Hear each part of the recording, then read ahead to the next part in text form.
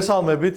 გუშინ ირაკლი კობახიძემ გააგრძელა ფასების ჩავარდნილი კამპანიის მორიგი ტყუილებით გადარჩენის მცდელობა.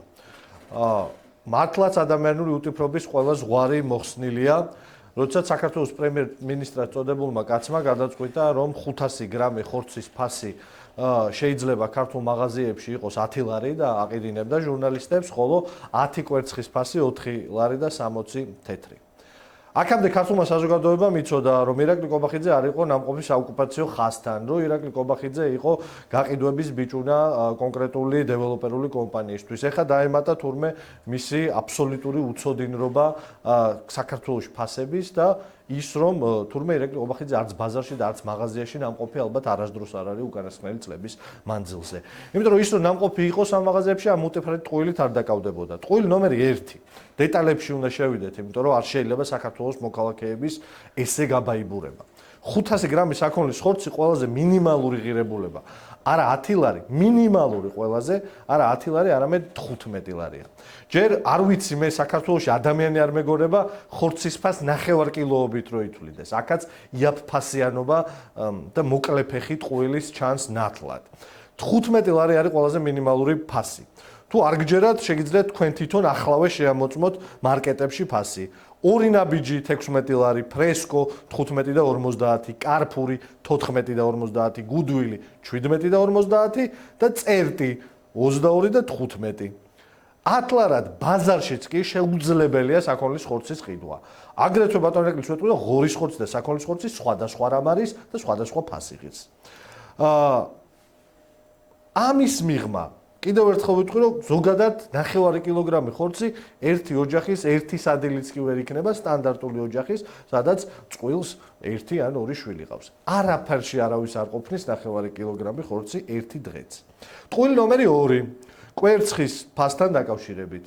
ქართული ოცნების ამ კომისიის სიმბოლო გახდა კვერცხის ფასი. კვერცხით მსჯელობენ საქართველოს მოსახლეობის მომავალზე და გამოკვების ხარისხზე. კვერცხის ფასი 5.5%-ით იყო გაზრდილი, შემდეგ კეთილინების ჟესტით წარმოებლებმა 5% ფასი შეამცირეს. სინამდვილეში არაფერი არ გაიაფებულა, 1 იანვრის ნიშნულს დაუბრუნდა კვერცხის ფასი და აგერ აღდგომა გამოვიარა და ყველამ კარგად იცით რა ღირდა კვერცხი ბაზარში.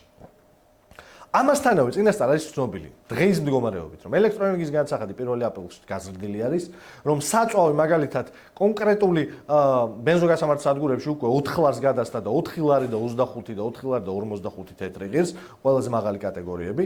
ვიცით, რომ საწვავის და ელექტროენერგიაც გაძვირდა და ზუსტად ვიცით, რომ შესაბამისად ფასები მოიმატებს.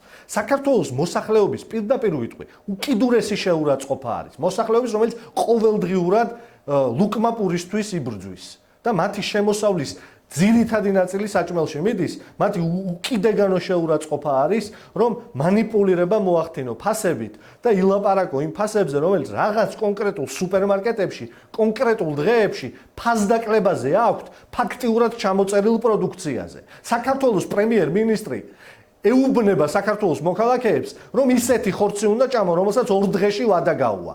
ისეთი ხორცით უნდა ყვებონ შვილები, რომელსაც რამოდენიმე დღე აქვს დარჩენილი ვადა. ისეთი კვერცხი უნდა აჭამოს, რომელიც პირველ კატეგორიაში გადის და რა ვიცი, არც ზომაში და არც ხარისხში არაფერში არ ჯდება. აი ამას თავაზობს საქართველოს პრემიერ-მინისტრი საქართველოს მოქალაქეებს. სინამდვილეში კი თუ გადავალთ სერიოზულ ლაპარაკზე, საქართველოში მარტის თვეში, 2026 წლის მარტის თვეში, წლიური ინფლაცია სასურსათო პროდუქტებზე არის 7.5%. კერძოდ ეს ნიშნავს, რომ თევზეულზე მაგალითად 21%-ით გაძვირდა ფასი, ხილზე 13%-ით გაძვირდა ფასი, მარტო მარტის თვეში. პურ პროდუქტებზე 10%-ით გაძვირდა ფასი, ხორც პროდუქტებზე 10%-ით გაძვირდა ფასი, ზეთსა და ცხიმებზე 7.7%-ით გაძვირდა ფასი, შაქარზე, ჯემზე და სხვა ტკბილეულზე 5.5%-ით გაძვირდა ფასი, ბოსტნეულზე და ბახჩეულზე 5.5%-ით გაძვირდა ფასი, რძეზე, ყველზე და კვერცხზე 4.5%-ით გაძვირდა ფასი. აი ეს არის რეალობა. ეს არის ის რიცხვები, რომლითაც სერიოზული ადამიანი, ვინც იკავებს პრემიერ-მინისტრის პოზიციას, უნდა ელაპარაკებოდეს თავის მოქალაქეებზე და აი ამის შემცირებაზე ელაპარაკებოდეს. და არა სამარცხვინო და პროპაგანდისტულ ტყუილებზე, რომელიც წარმოაჩენს მარია ანტუანეტას პოზაში. მარია ანტუანეტა ლამაზი ქალი მაინც იყო, პრემიერ-მინისტრი და წოდებული კაცისგან განსხვავებით.